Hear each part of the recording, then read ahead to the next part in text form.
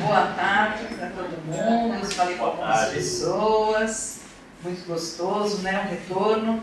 Acho que o Sérgio e a Aninha já posso fazer essas palavras as minhas também, né? O entusiasmo todo nosso de estarmos voltando, reencontrando a espiritualidade aqui. Ela sempre nos acompanha, mas aqui é um lugar que nós sentimos com mais intensidade e a casa está aqui aberta para isso, né? Para o nosso conforto, crescimento.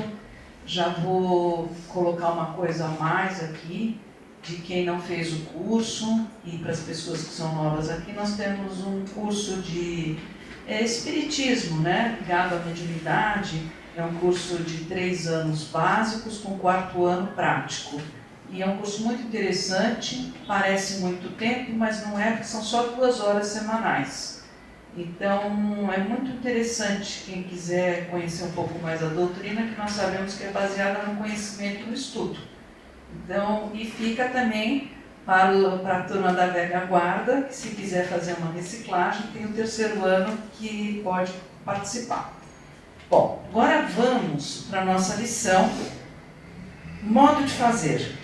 Que o Sérgio já deu uma coisa ótima, porque já deu uma movimentada, né? São muitos modos ou poucos modos?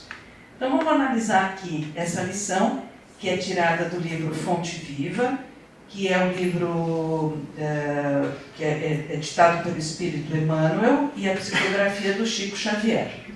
Sempre essas lições começam com uma passagem do Evangelho. A de hoje está em Paulo, a uma carta que ele escreveu aos Filipenses, capítulo 2, versículo 5.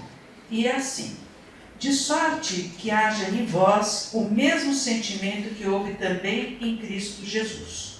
Paulo. Bom, essa ideia das cartas, para muitos de nós já estamos familiarizados, mas para trazer sempre esse pensamento do qual era a função da carta. A função da carta, nós estávamos com um cristianismo muito jovem, primitivo, igreja primitiva, e os meios de comunicação eram absolutamente precários, né? Cavalo, a pé, camelo, difícil, parece deserto, se arrasta no sol, não sei o quê. Então não poderiam estar sempre se comunicando com muita facilidade. Alguém ia para tal região, um dos apóstolos escrevia uma carta de incentivo, de pensamento, de poder fortalecer a doutrina que estava começando ainda muito frágil.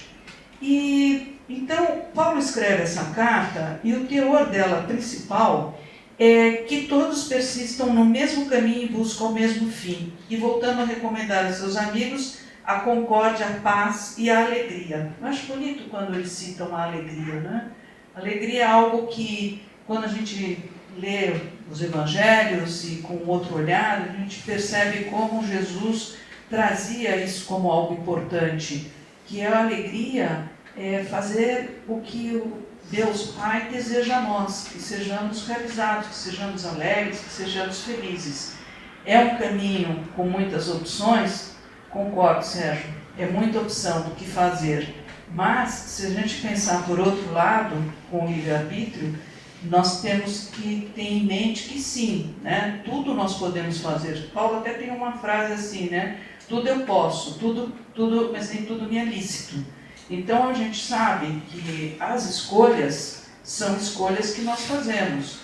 Porém, qualquer escolha tem a sua consequência. Então nós temos talvez que sempre pôr um pouco de pensamento antes das escolhas para ver se a gente depois dá conta. E aqui, Emmanuel começa a lição trazendo um aspecto que é um aspecto ótimo para o espiritismo mesmo. Porque ele fala que muitos de nós acabamos tendo que voltar aqui para a Terra, reencarnar, não só devendo o que nós não fizemos, que nós sabemos que nós reencarnamos com uma missão, ainda que seja esquecida, entre aspas, para nós não termos esse peso, né? E justamente nós podemos escolher. E então não só porque não fizemos o que deveríamos fazer, pelo que deveríamos ter feito e não fizemos então, e o que fizemos e não deveríamos ter feito. Então tem a parte das reparações também. E ele fala aqui que você ser ocioso, você ficar numa situação às vezes defendida, Eu fico na minha, então eu não faço nada de bom, mas também não estou fazendo nada de mal. Não me exponho, não corro riscos. Mas não serve. Nessa receita aqui só tem uma. Tem que fazer. E tem que fazer boas ações. Aqui quando fala ser igual a Jesus, as coisas que Jesus deixou, Jesus o que deixa a coisa maior para nós é o amor. Né? É o amor próprio, de nós honrarmos a nossa essência divina, é um amor ao próximo, amar uns aos outros como eu vos amei, então um amor incondicional. Então Jesus já via o que hoje em dia a gente usa mais essa expressão, somente o Papa Francisco também, que é um estudioso de Jesus, dos Evangelhos, que ele usa muito essa expressão da fraternidade universal. É muito interessante porque esse bem, é lógico que qualquer bem é bem-vindo, mas é um bem aonde eu posso pensar, eu inserida nesse mundo, nessa humanidade, de uma forma muito maior. Não é só o meu imediatismo das minhas necessidades. Então Emmanuel segue aqui na lição, dizendo que sim, tem pessoas que fazem as coisas, fazem o bem, mas que não é totalmente ainda sincero.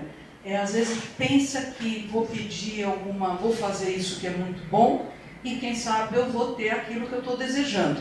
Né? É uma negociação. Onde o Leandro Carnal tem uma coisa ótima, um artigo dele, aquele filósofo, né? Ele escreve no estado de São Paulo. Então, às vezes eu tenho oportunidade de ler algum texto bom dele, e ele fala que ele chama esse tipo de atitude, assim, que a gente sabe qual é o guia de Jesus, seja um amor incondicional, faça a fraternidade, faça o bem, mas que a gente dá uma customizada, ele usa essa palavra. Eu adoro que a gente usa na roupa, e o Carnal usou para a fé. Então a gente dá uma ajeitada que cabe em mim, não fica tão incômodo, sabe? Fala assim, bom, não pode fazer isso, aquilo, mas tudo bem, vou fazer assim, porque também não tem importância. Né? Não é tão problemático, veja, eu já fiz aquilo lá que é tão bom, também um pouquinho com uma escorregadinha aqui e tal, não tem problema. Mas a gente sabe como que é, né? Que é o tal da história do livre-arbítrio e depois da gente poder ter que pagar a conta. O Emmanuel vai falando outras coisas interessantes, mas ele traz aqui uma afirmação, para a gente ter bem claro, de como Jesus ele não fazia diferença entre nenhum de nós. Né? Então, na época dele, todos eram para ele filhos de Deus, independente da religião que estava no momento, dependente da cor da pele, dependendo se é rico, se é pobre. Para ele não fazia diferença nenhuma. Tudo era absolutamente importante, porque todos nós estamos na mesma situação de filhos de Deus. Né? E ele, então, aqui ele traz como exemplo de contraste a história do óbolo da viúva e do Zaqueu. O óbolo da viúva é aquela passagem que Jesus está vendo as pessoas fazerem donativos, né? Então lá, está olhando, então vem um super rico, na opinião de Jesus, deixa dinheiro demais. Aí outro deixa dinheiro demais. E ele fica com esse pensamento, né, que eu disse anteriormente, que será, né, que tem um tipo, palavras minhas, não de Jesus, tá? Tipo um comércio aí, né, dá lá, toma cá, né, aquela ilusão de que eu estou fazendo super bem, que eu tenho retorno. E ele aí observa nisso que aparece uma senhora, conhecida por ser viúva, e ela tinha pouquíssimas moedas. O óbolo é o significado, esmola ou uma moeda grega de muito baixo valor. E ela deposita, ela tinha pouquíssimas moedas nas mãos, e ela deposita 3 moedas. E Jesus aproveita isso para falar para os discípulos, fala, olha, quanto é importante essa doação, que é uma doação daquilo que até falta para ela, mas que ela entende o papel dela, né, de como pode estar ajudando e fazendo o bem. Aí o Zaqueu, por outro lado, eu gosto do Zaqueu, sabe? Eu acho muito simpático esse Zaqueu. Apesar que ele começa mal na fita, assim, na história. Porque o Zaqueu tinha a profissão pior que podia ter na época, uma das piores, que ele era chefe dos contadores.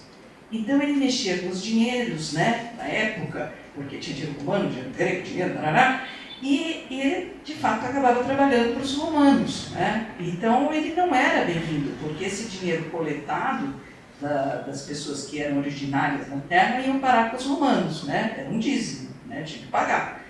Entre aspas, dízimo, eles não usam essa expressão, mas enfim, para a gente poder entender o que era. E Zaqueu acaba sabendo que Jesus ia passar na região dele, na cidade dele, no lugar onde ele estava, e que Jesus tinha curado um cego estava enxergando. E ele fica muito curioso. Agora que eu acho simpático, Zaqueu parece que era um pitoquinho, assim, sabe? Um carinha bem baixinho. Aí tem aquela multidão, né? Todo mundo esperando Jesus. Zaqueu vai e sobe uma árvore. Sobe na árvore, vai pá, pá, pá, e fica lá fascinado para ver Jesus passar. Aí Jesus começa, toque, chega, né? Zaqueu olhando, nossa, Jesus chegou. E ele vai, Jesus abrindo pela multidão um caminho para ele passar, e vai direto na árvore e fala, Zaqueu, desce da árvore, vem cá, Zaqueu. E Zaqueu fala, eu desço, né? Fica tudo assim. Aí Zaqueu, Jesus fala, desce da árvore, porque eu vou me hospedar na sua casa. E aí ele desce, né? Primeiro, como que Jesus sabia o nome dele? Como que fazia isso? E o pessoal que estava lá, né? Da multidão, tinha muitos que conheciam o Zaqueu e tinha aquela birra com o Zaqueu. E começa aquela boca pequena, né? Ah, imagina se Jesus vai ficar bem na casa desse cara aí, que não tem nada a ver e tal, né? Um inimigo, não sei o quê. E Jesus vai se hospedar lá. E isso já tem um efeito reparatório, Zaqueu, ou por culpa, ou por seja lá o que for que a gente vai falar.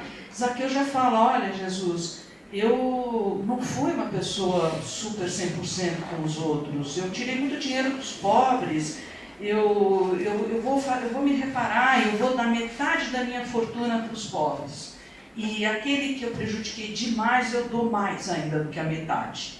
E assim vem a ideia de que muitas parábolas, se a gente for estudando e vendo, a minha professora conhece bem, nós sempre temos esse conceito da ovelha perdida, que simbolicamente não é nós, os homens, que somos perdidos, são as ovelhas que são perdidas. Então nós podemos ser resgatados, mas é a história. Jesus dá a mão, Jesus dá as dicas e a gente vai segui-las ou não. Zaqueu imediatamente ficou tocado e já mudou. E aí ele também ainda fala mais uma história aqui que é de Lázaro, que ele ressuscita Lázaro. Mas o que eu gostaria de trazer para vocês, que talvez nesse momento, muito de nós fala assim, Adriana, mas, sabe, meu tempo ainda não chegou, tal, meu tempo, e outras pessoas vão falar, agora meu tempo já passou, já não estou podendo, estou com idade, muito difícil, meu tempo passou. Se nós tivermos a ideia, conceito que o tempo que nós temos, todo o tempo que nós temos, é o tempo de agora, de hoje, nesse momento. Então, tanto faz a gente ser uma pessoa de 15 anos, de 60, de 80, o tempo que nós temos é esse tempo. E a gente não sabe que o tempo que nós teremos, porque o tempo é de Deus. Então, sempre está na hora de nós começarmos. Então, pegando às vezes para nós mais velhos, né, me incluo, a gente às vezes fica um pouco assim paralisado, como se a gente tivesse cristalizado, tivesse sem saber como começar. E tem um livro aqui que chama, não sei se algumas pessoas têm, porque estava vendendo aqui no CRI, chama Vida Plena, da Joana de Ângeles, que é o espírito, e Divaldo, que fez a psicografia. É muito bonita, a edição é linda, é muito legal esse livro. A Joana é muito bacana. E aqui tem um capítulo, que eu vou só ler uma frase, que é a que mais importante para nós. Espera aí, deixa eu ligar para mim aqui, ó. Deixa eu só ver o nome do capítulo. Sumiu. Não sumiu, achei. Chama, o capítulo 17, Psicologia do Envelhecimento. Nesse capítulo ela dá umas dicas de como a gente deve envelhecer, né? E eu vou trazer o que mais nos interessa aqui, que é o primeiro parágrafo dessa página 120, que diz assim: não se permita ociosidade dourada ou lamentadora, porque a vida estua, quer dizer, vibra, fervilha, talvez com menos vitalidade, mas com muito mais sabedoria e proveito de cada momento. Então, envelhece, posso. Ok, eu vou pegar um pouco mais para cá que eu estou enxergando um pouco. Não se permita ociosidade dourada ou lamentadora, porque a vida estua, vibra, fervilha, talvez com menos vitalidade, mas com muito mais sabedoria e proveito de cada momento. É uma coisa para a gente realmente poder pôr a nossa atitude em ação. Então, agora eu trouxe 2 exemplos de atitude em ação atuais, para a gente refletir dentro da lição que nós estamos vendo. Uma é uma senhora chamada Teca, que ficou viúva aos 76 anos. Eu soube essa história hoje numa consulta. Eu sou psicóloga, na consulta me contaram a história. Eu fiquei toda arrepiada, porque eu estava sem história para contar, sabe? Aí eu adorei. Aí ela contou o seguinte, que essa senhora Teca fica viúva aos 76 anos e quer continuar vivendo, não sabe muito bem como. A primeira coisa que faz, ela muda de cidade, sai de São Paulo, vai para Hortolândia, acaba tendo uma casa grande, que ela tem espaço, queria ficar bem, e se envolve num grupo que é um grupo que faz caridades, né? Grandes, várias coisas. E ajudam moradores de rua, como nós ajudamos, os drogados, e ela também cria, junto com esse grupo, como ela é costureira, ela fala, olha, eu vou costurar vestidos, e vou fazer bonecas, e vamos fazer não sei o quê. Como a maioria das pessoas que trabalham, tem homens, mas a maioria é mulheres, então ela focou no feminino, nas meninas e tudo mais. É aquele grupo que faz, eu fui até arrepiada, faz os vestidos, faz as roupinhas, as bonecas, e mandam para a África, para aquelas meninas que não têm nada é pouco, tem menos que nada. Eu vi uma reportagem dessas, por coincidência, uns anos atrás, na Globo, eu acho. É muito comovente quando elas recebem os vestidinhos, sabe? Elas estão lá praticamente sem roupa, e as bonecas. Então, formam uma linha de produção. Quem não sabe fazer nada, prega botão, né? Talvez a gente não saiba nem mais pregar botão, porque ninguém prega, mas tem a turma Uber, que vai levar para lá, para cá, porque tem vários circuitos.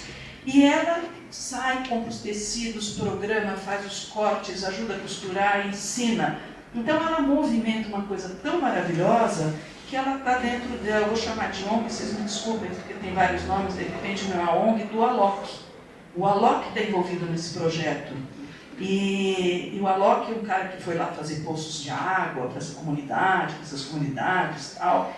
Então esse é um exemplo, né? O Alok é quem está dando uma caridade com muito amor, de algo que talvez ele pudesse ser diferente, e essa mulher descobriu uma forma de estar vivendo. Também é espírita, também frequenta lá o centro. Então essa é uma mulher de 76 anos. No domingo, no Estadão, saiu uma matéria sobre um garoto de 8 anos de idade. Então contam assim a história. Ele estava passando, não diz exatamente a data, ele mora em Genópolis com o pai, e se aproxima um homem que fala com o pai, olha, eu estou muito desesperado, porque desde a pandemia eu não tenho emprego, eu tenho filhos, e eu não sei mais o que fazer. E me restou só essa situação terrível de pedir. E o menininho de 8 anos ficou extremamente impactado. Voltou para casa e começou a entrar em ação. Começou a postar nos grupinhos lá de WhatsApp, da escola. Vocês deem qualquer coisa, pode ser moedinha e contando o caso. Aí ele fez um Instagram e não sei o quê. Ele arrecadou para esse moço, que depois ele foi entregar, 15 mil reais. Olha só o que é a iniciativa, né? Aí a mãe até achou que ia parar aí, né? Bom, já ajudou esse senhor e agora tudo bem. Não, ele foi ajudar uma outra instituição com objetos, com coisas de limpeza pessoal, né? Escova de dente, escova, shampoo, tá. E agora ele está no outro projeto no começo desse ano, ajudando uma outra casa, que ele conseguiu já 400 kits de material escolar. E aí chega tudo na casa e ele tem a equipe dele, ele e as primas. Imagina que idade tem as primas. Então eles todos separam, fazem, acontece e tal. Eu trouxe esses dois exemplos porque nós temos os outros exemplos da época, né, lá que Jesus estava aqui. Então, a gente pensar nessa ideia do tempo, da temporalidade, que o tempo de Cristo é sempre. Não é que foi 2000 anos atrás, não é que foi no século XXI, é igual. Então, porque aí sim que as opções se tornam poucas, porque nós temos o guia, né, dentro de Jesus, como ser, como estar. E Emmanuel, generosamente, faz um resuminho para a gente. Tá? Então, vou ler esse resuminho aqui, bem rápido. Fazer algo em Cristo é fazer sempre o melhor para todos, como falamos no começo, sem expectativa de remuneração, sem exigências, sem mostrar-se, sem exibir superioridade, com humildade aqui, sem tributos de reconhecimento incondicional e sem perturbações. Então ficou aqui essa lição para nós podermos pensar bastante, aproveitando aquele começo de ano, não é? O quanto que eu posso falar assim, de modo que haja em nós o mesmo sentimento que vive em Jesus Cristo. Então desejo boas reflexões para nós todos e que nós possamos esse ano ter a sensação de que melhoramos em alguma coisa. Obrigada pela atenção.